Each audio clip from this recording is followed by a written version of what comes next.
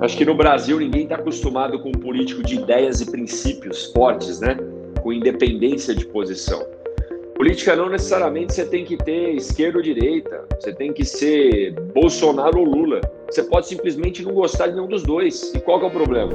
Eu fiz de tudo o que precisava com requerimento de informação, representação no TCU, e eles não esclarecem. O próximo passo é abrir um processo de impeachment para serem esclarecidos os pontos. E foi isso que eu apoiei. A gente quer a verdade. E para o presidente e para a turma do governo federal, quem não deve não teme. Por que ficam demorando tanto para contar, para esclarecer os pontos?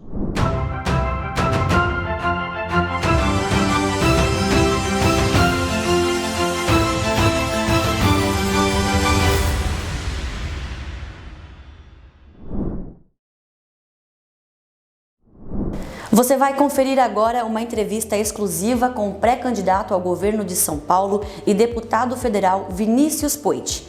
Poit é filiado ao Partido Novo e foi eleito nas eleições gerais de 2018 com mais de 200 mil votos. Ele é administrador e tem laços fortes aqui no interior de São Paulo. Confira agora no Evidenciador Entrevista. Vou começar com a primeira pergunta já para você, falando sobre as suas origens, né? A gente sabe que você é natural de São Bernardo, no ABC, mas você tem laços muito fortes aqui no interior de São Paulo, na cidade de Rinópolis. Gostaria que você comentasse um pouquinho pra gente sobre isso. Bom, primeiro, tudo começou em Oswaldo Cruz, né? Meu pai nasceu em Oswaldo Cruz, morou até os 13 anos no sítio, estudava em escola rural. E aí meu avô trocou um café ali, um pedacinho de coisa que tinha, numa máquina de arroz em Rinópolis. E a minha infância foi inteira lá em Rinópolis, porque meu pai mudou para São Paulo para estudar, aí eu nasci em São Bernardo e ia passar as férias lá em Rinópolis. Então tenho uma ligação muito grande com a região, né? Hoje eu estou viajando muito, já viajei muito, estou viajando mais hoje, e sempre que eu pego a Castelo Branco, paro no Rodoserve, depois paro no Cemits ali em Bauru, que era o trajeto que o Expresso de Prata fazia e parava quando eu ia para o interior. Então eu tenho uma ligação, tenho amigos, tenho parente e um carinho muito grande por essa região do nosso estado de São Paulo. Bacana. Poit, você chegou na Câmara dos Deputados com o sobrenome de Renovação, né?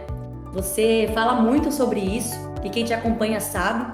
E quais eram os seus objetivos naquele ano que você assumiu como deputado federal? E como está o seu caminho até o momento? Olha, eu posso dizer que está muito acima das expectativas, né, o que a gente foi atingindo. Porque quando você chega lá, você fala, deve ser muito difícil começar a ganhar espaço político, apresentar resultado, mas quando você chega com disciplina, com propósito, organização, metas claras, nossa, eu descobri que avança muito, até mais do que no mercado privado. Então hoje, 2 anos e meio depois, projeto de startups aprovado e já sancionado pelo presidente da República, conectividade rural no campo e nas escolas, governo digital, regularização fundiária urbana, né, projetos já aprovados e sancionados fazendo a diferença na população, além da coordenação da bancada paulista. Então, realmente é um mandato de resultado, um mandato de trabalho duro e de ações concretas, sem ficar brigando, polemizando ou só caçando like, né?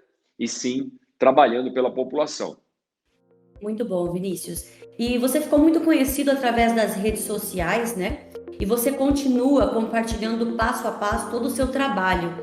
E com isso, você fica sujeito e exposto a alguns questionamentos, como um que nós vimos recentemente de um seguidor que comentou o seguinte: um dia bate de um lado, outro dia de outro, né? Se decida. E aí isso chamou a nossa atenção. E gostaríamos de dar a oportunidade para que você falasse, afinal, qual é o seu lado político, de que forma você se posiciona. Acho que no Brasil ninguém está acostumado com um político de ideias e princípios fortes, né? Com independência de posição. Política não necessariamente você tem que ter esquerda ou direita, você tem que ser Bolsonaro ou Lula. Você pode simplesmente não gostar de nenhum dos dois. E qual que é o problema? Você pode ter as suas ideias. A gente não pode ter político de estimação, não pode ter cegueira, sabe? Eu vou seguir alguém sem me importar com o que ele está fazendo. Ou vou votar num projeto, não olhando para o projeto em si e para os efeitos do projeto, mas sim para quem fez o projeto. Não é isso, gente. A gente tem que fazer uma política de resultados. Então, os meus posicionamentos, eles são meus, são princípios e valores que as pessoas acreditaram quando eu me comprometi. Se o presidente Bolsonaro tomar decisões que eu não concordo, que vão de encontro aos meus princípios e valores, eu vou criticar e vou ser contra. Agora, quando ele toma decisões que eu acho positivas e que estão alinhadas comigo e com as pessoas que acreditam em mim, como privatizações, o marco legal da startup, né, a questão da conectividade, aí eu vou ser a favor. Isso é ser independente. Então, o pessoal, uma hora está de um lado, uma hora está do outro. Não, eu tenho um lado, que é dos princípios e valores que eu me comprometi com as pessoas. Esse negócio de base e oposição a qualquer custo, para mim, não faz sentido nenhum. Muito bom. E você acredita que o acesso à informação que temos hoje seria talvez a causa da polarização? E você acha que isso pode atrapalhar as eleições do ano que vem?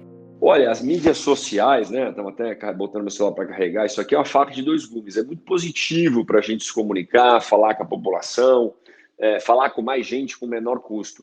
Mas também polariza, né? Lenha na fogueira. As pessoas gostam de fazer meme, gostam de às vezes, perder muito tempo e ficar só nas redes sociais quando a gente tem a vida real. A gente tem as coisas físicas para trabalhar também. Então, eu acho que nesse 2022...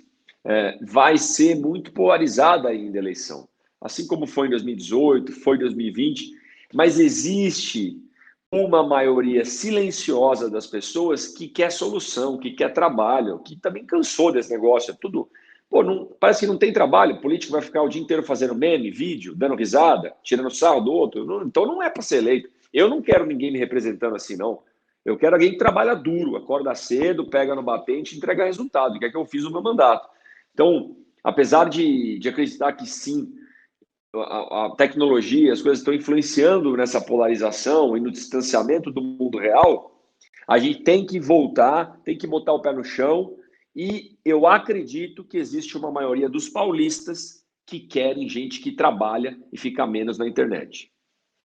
Vinícius, falando sobre educação, em recente entrevista que você concedeu, você falou sobre educação básica, que é algo que você bate muito em cima, você fala muito sobre isso, e gostaria que você pudesse compartilhar um pouquinho do seu pensamento com a gente. Boa! Olha, gente, educação no Brasil, eu falo que é igual você construir uma casa sem alicerce, sem parede bruta, fundação, né? Você bota um monte de palitinho de dente, umas coisas escoradas e um telhadão em cima. O ensino superior, o que quer dizer? A gente gasta 4 vezes mais com o ensino superior em comparação ao ensino fundamental, gente. Os países da OCDE, que são os países comparáveis, a gente está falando de 1,5 vezes a mais. Então, o pessoal sai da educação básica, do fundamental e do médio, não sabe fazer operações básicas de matemática e conceitos para entrar na faculdade. Não sai preparado. Tem que inverter. Universidades, ensino federal, dá para ter muita coisa em parceria público-privada, universidade privada, nasceu o FIES lá atrás e por aí vai. Ensino básico, a gente tem que investir muito mais. Investimento em ensino de qualidade para preparar melhor as pessoas. Então, esse é o desafio maior da nossa educação. E aí, particularmente aqui no estado de São Paulo, eu ainda boto uma cereja no bolo, que é o ensino profissional. Durante o ensino médio, a gente aumentar o percentual de pessoas que cursos profissionalizantes, eles já saiam mais preparados para as profissões do futuro. Já sai do ensino médio já para uma profissão, trabalhando, aumenta a empregabilidade, aí trabalha de dia e paga uma faculdade à noite. Muito bom, Poit. E o seu lema, né, é sola de sapato, saliva e suor. Hoje você foi aprovado como um pré-candidato ao governo de São Paulo e gostaria que você falasse um pouquinho sobre isso também. Eu falo muito que aprendi com meu pai, né, que nasceu em Oswaldo Cruz, meu avô, falecido já, o seu Poit, está em Oswaldo Cruz, ele nasceu em Avencas, né, um distrito de Marília. E chegou a ser caminhoneiro um tempo da vida e dizia que, caminhão parado não pega frete, né? Você tem que andar, você tem que ir atrás de oportunidade. E aí eu escutei sempre em casa os 3 S's, né? O segredo do sucesso. Sola de sapato, saliva e suor. Tem que andar, gente, tem que andar, tem que falar com as pessoas, né? E tem que suar a camisa.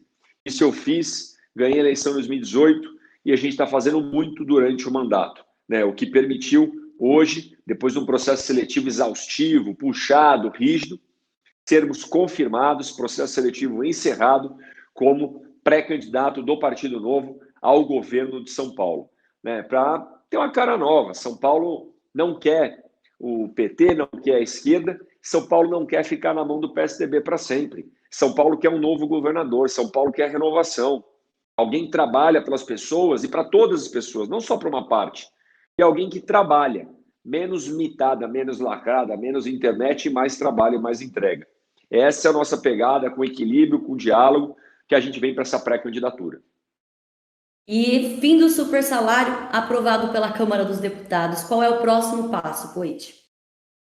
Olha, essa foi uma vitória, né? Hoje no Brasil tem um teto constitucional, que são os funcionários públicos que ganham até R$ 39 mil, ninguém pode ganhar mais que isso. Já é um absurdo, um salário enorme, perto da média salarial do brasileiro, que fica em torno de R$ 2.500, e o povo ganhando 39. Mas, além disso, tem os penduricários.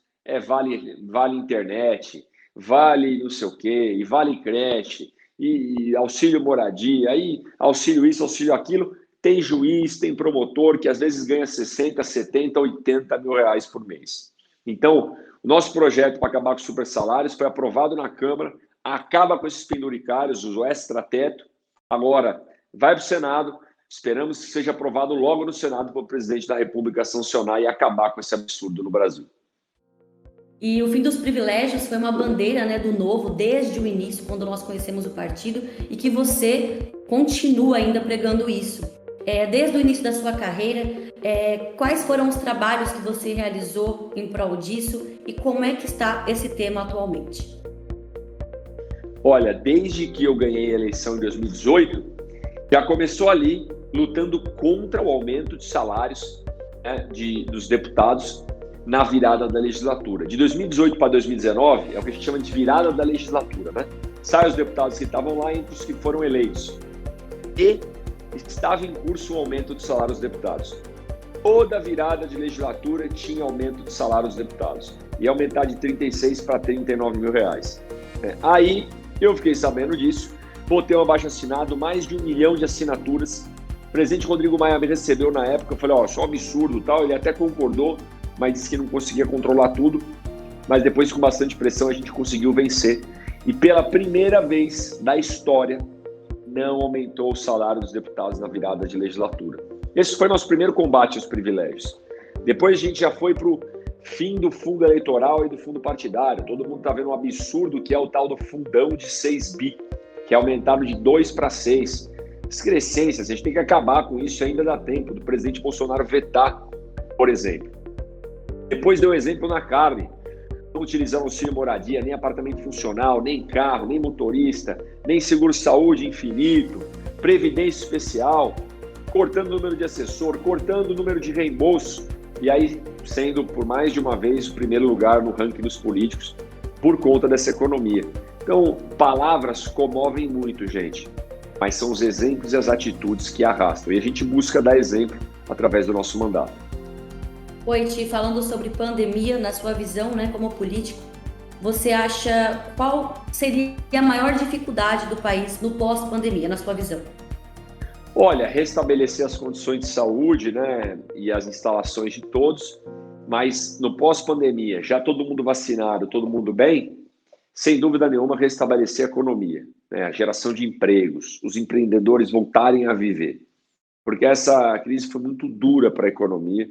Eu ando fazendo pesquisa, conversando com a população paulista, e a maior queixa é o emprego, né? Ou melhor, a falta do emprego. Então, retomar a economia é onde eu mais estou quebrando a cabeça para a gente ajudar como governo, e é onde mais a população está sofrendo no nosso estado. E para a gente finalizar e também não tomar muito do seu tempo, eu queria que você respondesse uma última pergunta, que é sobre o impeachment. Para você, seria um progresso ou um retrocesso? E por quê? Olha, a gente agora tem que analisar as coisas no momento que elas estão postas. O presidente Bolsonaro está carecendo de esclarecer muita coisa. Eu fiz de tudo o que precisava com requerimento de informação, representação no TCU, e eles não esclarecem. O próximo passo é abrir um processo de impeachment, para serem esclarecidos os pontos. E foi isso que eu apoiei. A gente quer a verdade. E para o presidente e para a turma do governo federal, quem não deve não teme. Por que ficam demorando tanto para contar, para esclarecer os pontos? Então, o processo do impeachment, ele serve para levantar mais informações e para julgar. Inclusive, o presidente pode ser absolvido. Só que ele tem que se explicar. Vai por bem ou vai por mal, mas tem que se explicar. Não vou adiantar voto, porque a gente não sabe qual será o final de um possível processo aberto. É lógico que um processo é sempre traumático para a nação, é ruim. Mas não é por isso que a gente não vai esclarecer ou vai ficar passando pano para possíveis crimes. Eu não tenho tolerância com corrupção e nem com crime de responsabilidade. Então, esse é meu posicionamento. Torço para que o Brasil vai bem, né? Boto ali para o presidente esclarecer e peço para ele toda vez, presidente, esclareça, tire as dúvidas, quem não deve não teme. Enquanto ele não faz isso, a coisa só vai ficando pior. Muito bom. Poit, para finalizar mesmo, você gostaria de deixar alguma mensagem? Fique à vontade. Olha, eu estou muito feliz de estar aqui nesse programa, né? Eu sempre utilizo o Zoom, o StreamYard e tal, agora pela primeira vez o Discord. Estou me sentindo moderno.